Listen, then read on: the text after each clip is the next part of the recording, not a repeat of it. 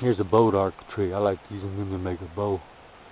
Here's a piece I'm going to make just to put an example. It's got a natural art in it. Arch. Some people call them the horse apple tree. And I'm going to use this one right here. The natural. Right there, and start carving it down. But you'll recognize I have these right here by it. We call them horse apples. Boat art is a good wood to use. I'll show you more in a little bit. I'm going to use this willow here to make an arrowhead of, and cut it off like that. I'm going to try to do it all with the old way, piece of flint. Scar it, snap it, and work on it, and get back with you when I snap it off, trim it down. I'll be right back. Get by the load right there, right there. That's some good cedar pitch. Harvest that, that's about to show it. Usually don't get that much, but anyway, that's what I'm going to be getting right there. What you want, pick it. I'll show you what to do with it later. Pull you out some coals from your fire.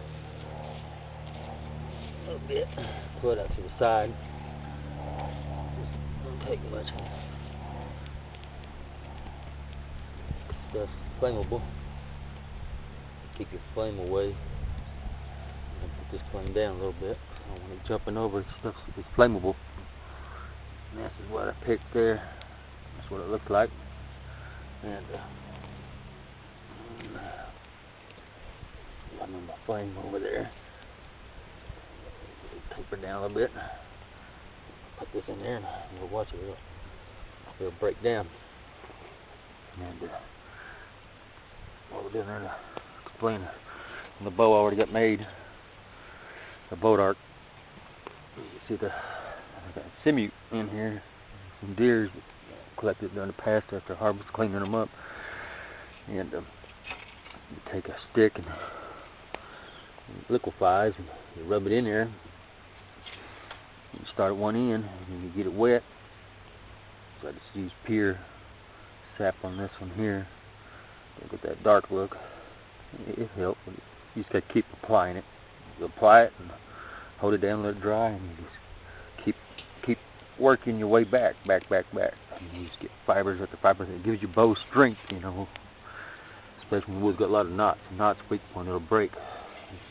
Good longbow made a long time, let it season, and she's getting soupy now. She's starting to break down. Another thing to explain to you is a lot of it's good to save this here. You can hang it up like jerky, you know, let it dry, and then you scrape all the fat off from it. I got one that's putting it to cordage together video already. Or look at this here, she's getting. So look at that, it's breaking down. Got some charcoal I'll add to it here, broke down from the fire. After it gets all broke down, and sure enough, another tip, the scraper, how they did this, the bow, when they scraped it, it's a lot of work. It's that one I cut, and for an illustration, this boat art, it took them a lot of work. Sharp knife, scraping. But another tip I can tell you is they took a stick and split it, put a sharp piece of flint on the side of it. You know what it'd be like that right there. And they can use two hands, and you know what I mean, kind of really get in there and do the carving on this bow here, get in shape. There's a lot of work they did with the scraper front knife. Get back with you when this is here. It's already, you can see it's pretty much liquefying.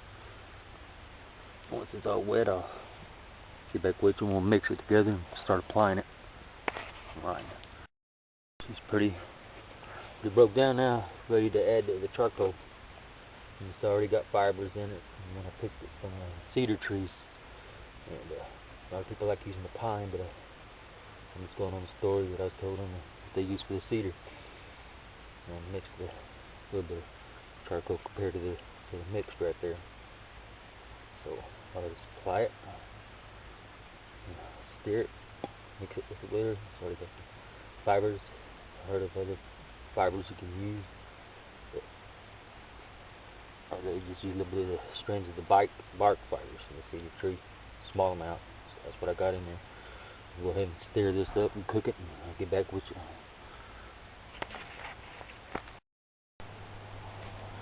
The turkey feather I'm going to use for the arrow, and a couple other ones I do.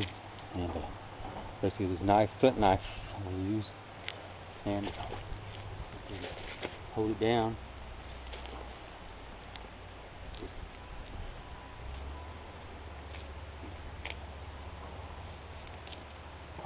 Cut, I'll do the rest of them that way. Scrape, and then glue it to my arrows, and I'll get back with you.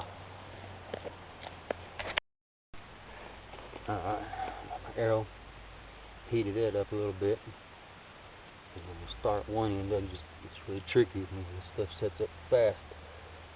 And, usually I like just taking it and I'll apply some, let it stick to it, and work it more and more and more. It is really tricky. There's great art to it, man. I mean, quickly set in there, hold it, and you can always turn it off. But basically that's it right there. I've heard some where they tie their string around it, but then you go back with a smaller stick and keep, basically practice this. You know, you just add and do more and more, and just, you know what I mean, feel what's hot. Once it's boiling in there, add you more to it, and just put pressure on it. Just keep on. I'll go all the way around, you know, keep the feathers from getting in there, and get back with you. Tip, spear point I made. Put a nice little point. It'll work. This right here, I'll go right in here, and apply just a little bit of this here, there.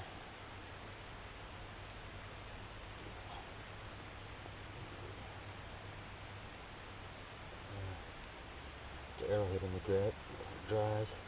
You put a base holding, and I'm going to tie it as well. Cordage made sinew, tie it, and we'll squeeze it really tight, and then I'll add more and more pitch to it, and heat it and flatten it down. You know, I'll get back with you. Got the arrowhead made and on, glued, I bonded down and dried. And it's just time to, you know, let's see what happens, you know, see how it shoots. So, alright. Alright. Target that horse apple, my sandbar. And very stout.